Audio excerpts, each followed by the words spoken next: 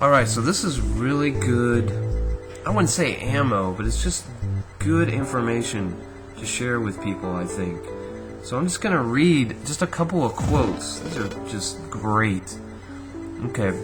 So, shortly before his death, British Foreign Secretary Robin Cook told the House of Commons that Al-Qaeda is not a terrorist group. They are a contrivance based on a database of international mujahideen fighters, I don't know if I'm pronouncing that right, used by the CIA and Saudis to funnel guerrillas, arms, and money into Soviet-occupied Afghanistan in the 80s. That's from the British Foreign Secretary Robin Cook. That's a pretty good source. Alright, here's another one. This is from Pierre-Henri Bunel, a former agent of the French military intelligence.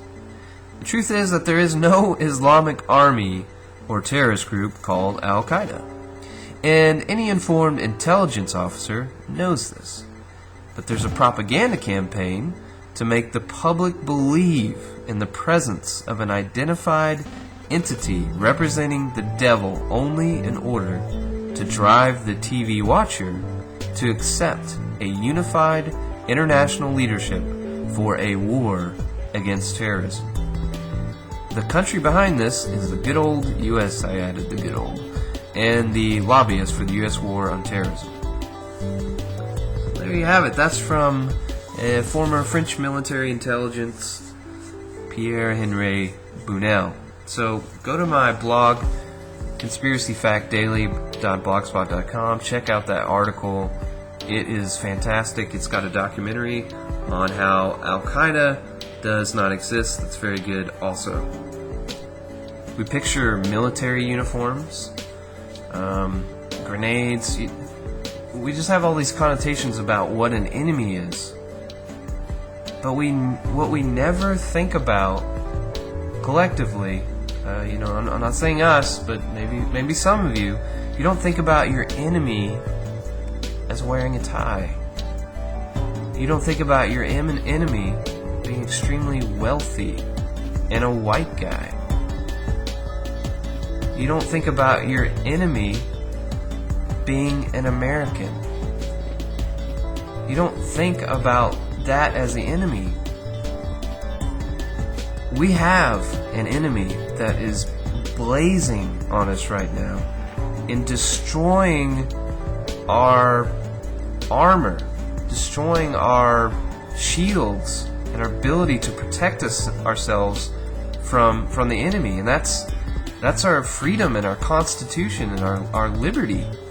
It's getting wiped out by the enemy. But the enemy is people, like Obama, the puppets. The enemy is Ben Bernanke. The enemy are these bankers that control the Federal Reserve.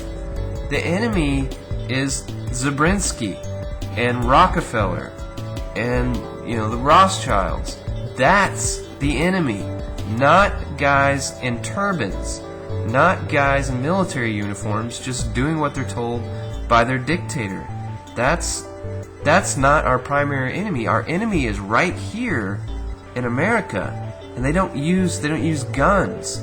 They use legislation. They use dirty tricks. They use attorneys. And they use our monetary system. They are waging war on us with their control over the monetary system. And they are destroying our Constitution with things like SOPA, ACTA, the National Defense Authorization Act. They are just destroying us. And eventually, they are going to have guns. It's not going to be them. They're going to use our military and our police, and that's when you get into the whole police state. And for the longest time, I didn't think it was going to go that far. I always thought that was sensationalism, but now I doubt it. I think it's going to happen. So it's not about Al-Qaeda. It's not about these folks that wear turbans on their head.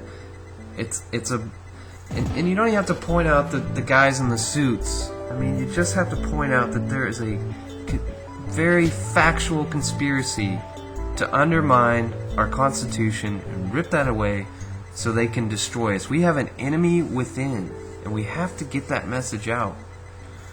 Alright, that's going to do it for me. Please check out my blog for those articles at conspiracyfactdaily.blogspot.com. Appreciate it.